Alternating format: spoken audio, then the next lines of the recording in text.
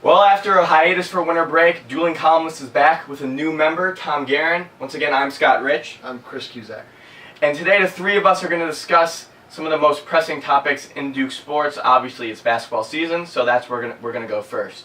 First topic today is Nolan Smith. Since Kyrie Irving's injury, he's been a great scorer. He's been playing the point. But his turnovers have gone up, and people have begun to question whether he's actually a true point guard and whether there's another option on this team that can be better at the point. So my question to you guys is, should Duke continue playing with Nolan Smith at the point, or should they go to another option there? Well, in the press conferences, the coaches have been saying that they're trying to take some of the load off Nolan by playing other people at the point. That's not the way it's working in practice. It's been mostly Nolan bringing the ball up, and I really don't think that's the role he's best suited for. Well, absolutely. I mean, I think you asked two different questions. Whether or not Nolan is a true point guard, absolutely not. I mean, he's clearly he's much better getting the ball from somebody else and then making his own shot instead of trying to make it just from the start. Yeah. But whether or not he's the best option on this current team, I think he might be. I don't see Seth Curry bringing up the ball very well. Tyler Thornton's still a little bit too unseasoned, you could say.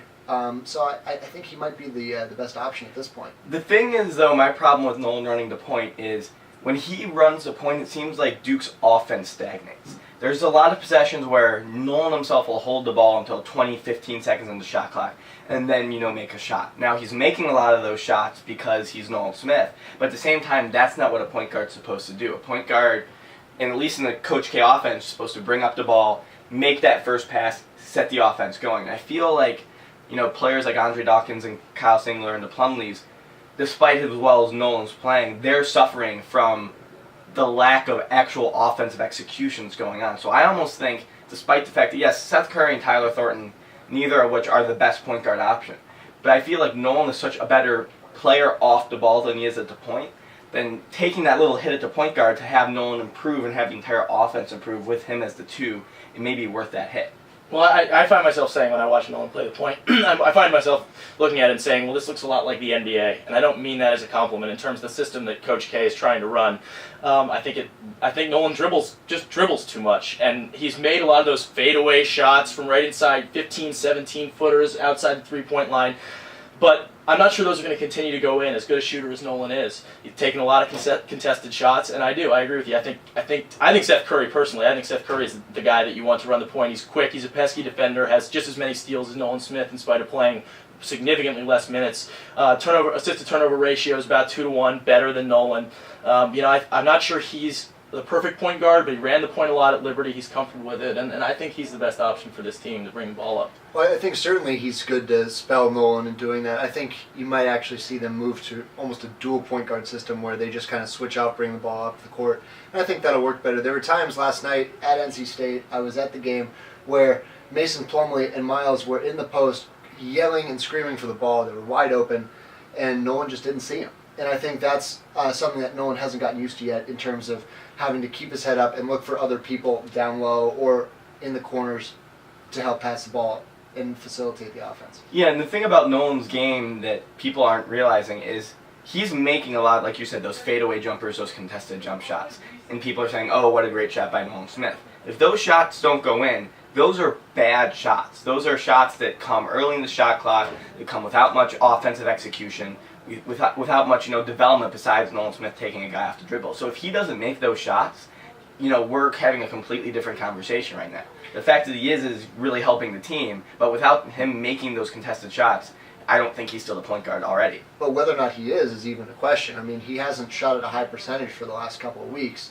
I mean, he's really started to kind of decline since Kyrie's been out of the lineup. Well, he's starting to take so many more shots, too, is the thing. He's starting to force it now that he has the ball in his hands. Well, he's certainly scoring less efficiently since Kyrie's been out, but I think the point you made earlier is that there's times where it looks like he thinks that he's the only option on the floor, and I think that's obviously not the case with the offensive weapons that this team has, even without Irving.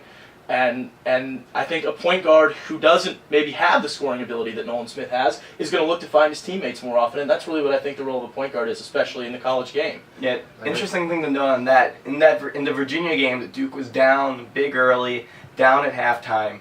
The second half run was spurred by a couple of possessions where it wasn't Nolan Smith taking the ball up, but it was Tyler Thornton taking the ball up or Seth Curry taking the ball up. So I think, like you said, we may start seeing a lot more where Nolan is still technically the point guard. Tyler and Seth and the other guys will actually be taking the ball up to start the offense. Well, now let's move from the perimeter to the post, and let's talk about two of the biggest enigmas at Duke since Brian Zuback, the Plumlees.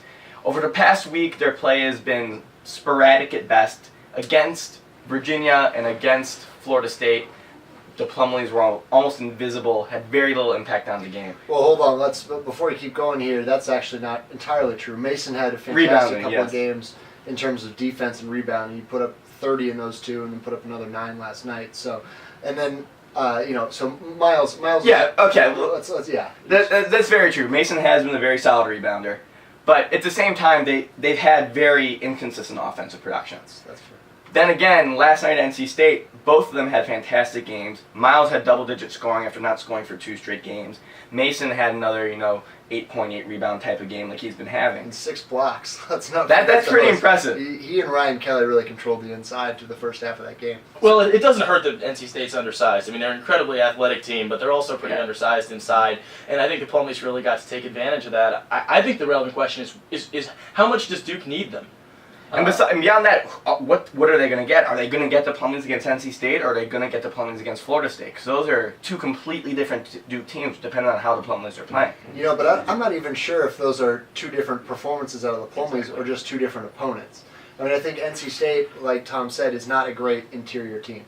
They really tried to work the ball inside the entire game against the Plumlees. They never, sure they had Scott Wood shooting from the outside and Harrow, but it was really more of a work the ball inside and back down in the post than an outside shooting or offensive set. But at the same time, though, last year against NC State, Tracy Smith just made Miles Plumlee look like a high schooler.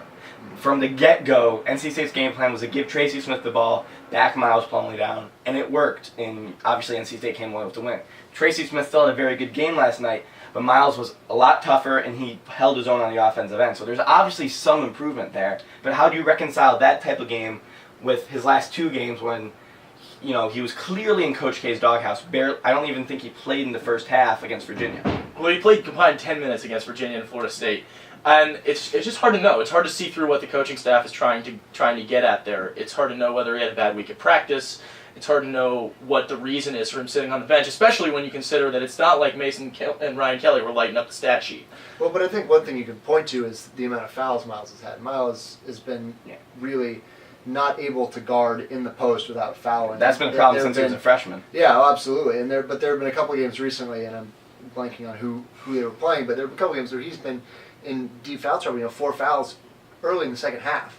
So I think that's been the big issue. But against some of these teams that are trying to be physical, there's nothing wrong with using him in the game as a guy who can go in there. I mean Zubac didn't have a problem with that. They didn't have a problem with using Zubac as a guy who could go in there and pick up 3 but fouls. At the same time, though, when you're looking at a team that without Kyrie Irving needs some more offensive production from their other guys, if he's only playing in 2-3 minute stretches, that really hurts the continuity and the flow of this team, especially on offense. When he's in the game, like for instance, if him and Mason are in the game, that's a completely different look with where there's Ryan Kelly's in the game. So there's a lack of consistency there when he's getting that foul trouble. But it's interesting. Duke's actually shooting a better 3-point percentage this year than they did all last season, and I think that's Andre Dawkins helps with that. Well, that's absolutely true. But I think what it comes down to is the fact that last year there were 4 guys who could bang bodies under the glass.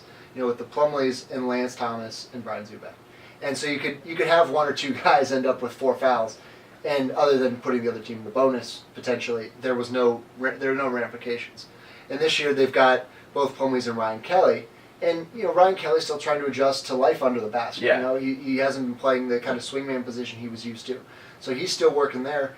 And so really, it's just those 2 guys. And at this point, I think you can't say Hairston's a viable inside presence yet. No, he's more of what Kelly was last year. So, a perimeter-oriented 4. Yeah, he just hasn't put on enough weight. Exactly. He's not big enough to fit down there. So I think that's the biggest part is there's no offensive rebounding because they don't have the freedom of muscling around down there because they're afraid they're going to get called for fouls. There might be some truth to that, but I just don't. I mean, you're not going to find somebody with the skill that Brian Zuback had at offensive rebounding. I mean, number 1 in the country last year in offensive rebounding rate. I mean, per 40 minutes, he was up there with DeMarcus Cousins, who was obviously one of the best rebounders in college basketball I've seen in a while. The question is you wrote a column earlier this week asking if Mason Plumlee is becoming the next Zuback, and my question is, if all he's going to give you is rebounding, if his performance is going to be on the offensive end as sporadic as it has been, what does that mean for this team? And can this team win? Can this team keep scoring and keep winning and keep beating good teams if those two guys, Miles and Mason, can't combine to score? You know, Miles had 19 points last night. If they can't combine to score in the 20s on a game-to-game basis, what happens to this team? And I think that's an interesting point, because obviously last year so much of Duke's offense relied on the big three of Shire, Smith, and Singler.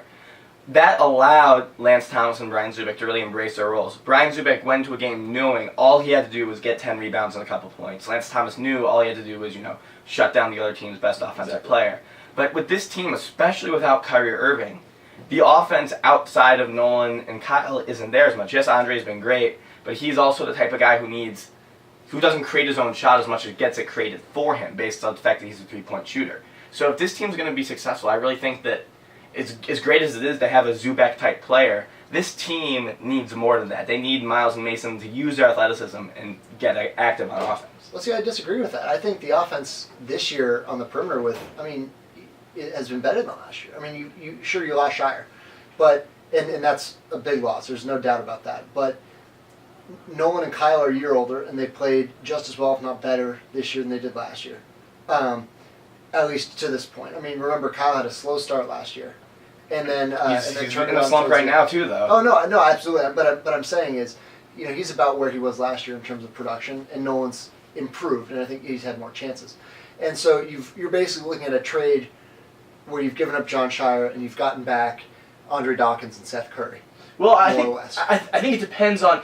That's where this team is the performances of the Plumlees, it's so interconnected with the performances of the backcourt. Because you made a great point about how Zuback could walk in last year knowing that was his job, was not necessarily to produce on offense. Anything they got from him was just icing on the cake.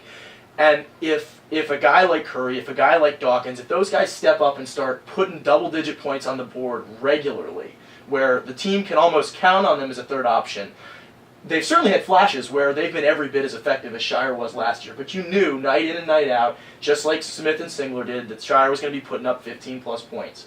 And until they know what they can get from those guys in the backcourt, Mason and Miles have to be looked at as scoring options, and that certainly confuses the picture for them as far as just being big bodies in the paint. Yeah, you bring up a good point there, which is consistency.